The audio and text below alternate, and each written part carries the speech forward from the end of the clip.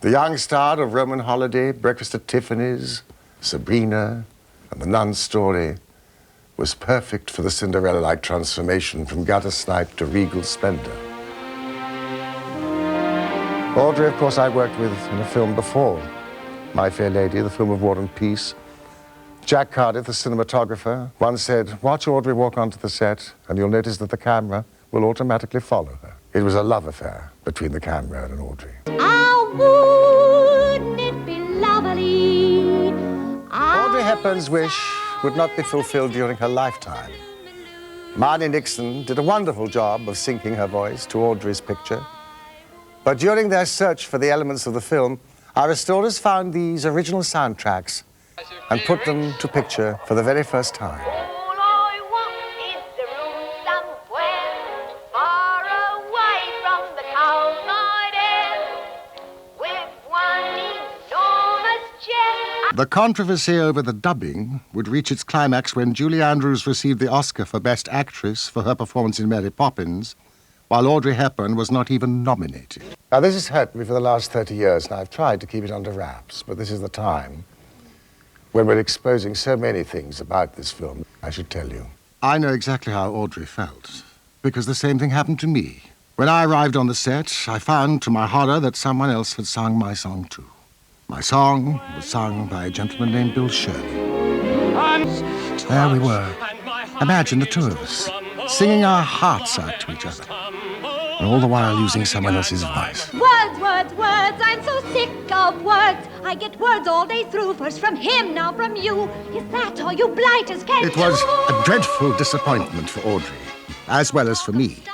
But as long as we're setting the record straight, I have to set the record straight too. Theodore Bacall was among one of the finest supporting casts ever assembled for a motion picture, alongside the multi-talented Gladys Cooper, Henry, what a disagreeable surprise. the subtle comedic genius Wilfrid Hyde-White, A moment like this with so much at stake, it's utterly indecent that you don't need a glass of port. and the irrepressible Mona Washburn. You must be reasonable, Mr. Higgins. Really, you must. You can't walk over everybody like this. The other person we must not forget in this movie, of course, is the great English legend and Cockney Stanley Holloway.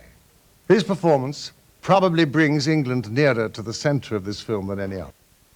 This is now what is called Stage 18 at Warner Brothers Studios. It is also where the Ascot race scene was originally shot. This is what a sound stage looks like before the art director, set decorator, and costumers work their magic.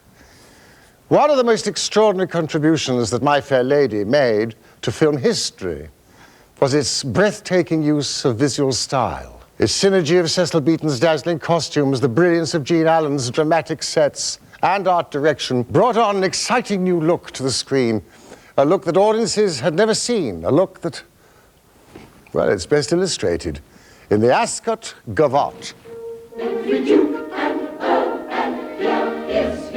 Gene Allen was the art director for My Fair Lady, but he actually did much more.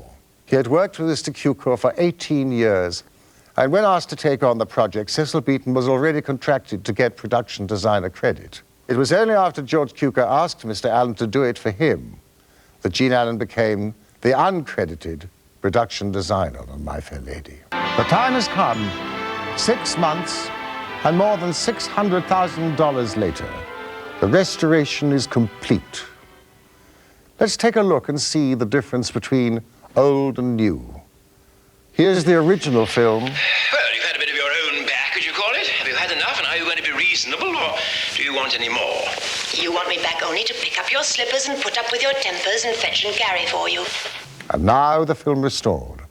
Well, you've had a bit of your own back. Well, I treat a duchess as if she was a flower girl. Quite a difference, the wouldn't same you to say? everybody. Just so. Now the world can have the lady with all her splendor in its original 70mm Panavision and state-of-the-art digital sound.